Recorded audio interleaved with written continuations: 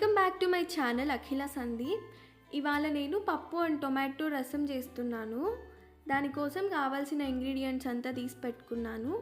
నాకు తెలుసు నేను వంటల్లో అంత ప్రో కాదని, కాకపోతే నేను చేసే రెసిపీ షేర్ చేస్తున్నాను అంతే. ఇక్కడ వచ్చేసి పప్పు అండ్ టొమాటో కుక్కర్లో బాయిల్ చేసుకున్నాను. ఆ రసంకి ముందుగా కలిపి పెట్టుకుంటాం కదా మనము, కొత్తిమీర, కరివేపాకు అండ్ ఉప్పు, ఇంకా చింతపండు, కొంచెం వాటరు సరిపోయే అంత. ఆ బాయిల్ చేసుకున్న మిక్స్ కూడా దీంట్లో వేసి మిక్స్ చేశాను అన్నమాట. ఇంకా ఇక్కడ తిరగబాత స్టార్ట్ చేస్తున్నాను.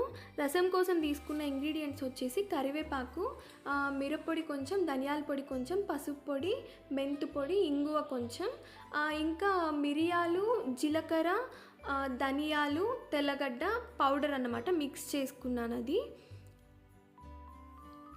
ఇంక ఇక్కడ ఆయిల్ వేసుకుని ఫస్ట్ ఎండుమిరపకాయలు తుంచి పెట్టుకున్నాను అన్నమాట. అవి వేసుకున్నాను. అవి కొంచెం ఫ్రై అయిన తర్వాత మనం తీసుకున్న పౌడర్స్ అంతా వేసి మిక్స్ చేసేసుకోవాలి. అది ఇంకొంచెంసేపు బాగా ఫ్రై అయిన తర్వాత ఇక్కడ మనం కలుపుకున్నదంతా తీసుకొని యాడ్ చేసేసుకోవాలి. అంతే, రసం కంప్లీట్ అయిపోయింది. చాలా సింపుల్గా ఉంది కదా.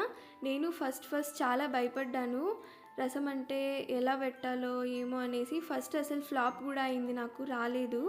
మళ్ళీ మెల్లిగా నేర్చుకున్నాను.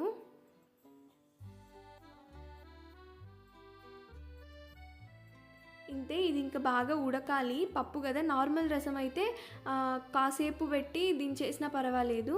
ఇది పప్పు టొమాటో కాబట్టి బాగా బాయిల్ అయిన తర్వాత దించుకోవాలి. రసం అయితే కంప్లీట్ అయిపోయింది. ఇక్కడ నేను రైస్ కూడా పక్కన పెట్టేశాను అన్నమాట.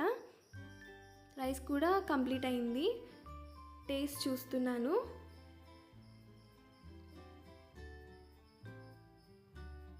వేడి వేడి రసం రైస్ చాలా బాగుంటుంది కదా తినడానికి.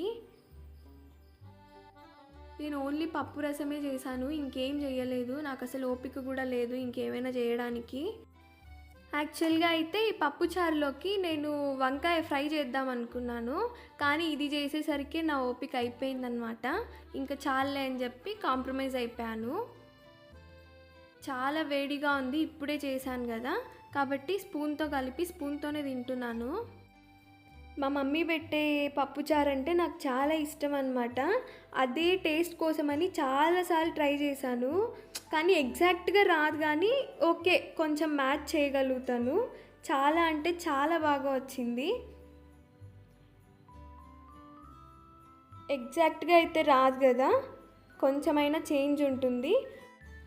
అన్నీ ఎగ్జాక్ట్గా సరిపోయాయి. ఓవరాల్గా అవుట్పుట్ అయితే సూపర్ అన్నమాట.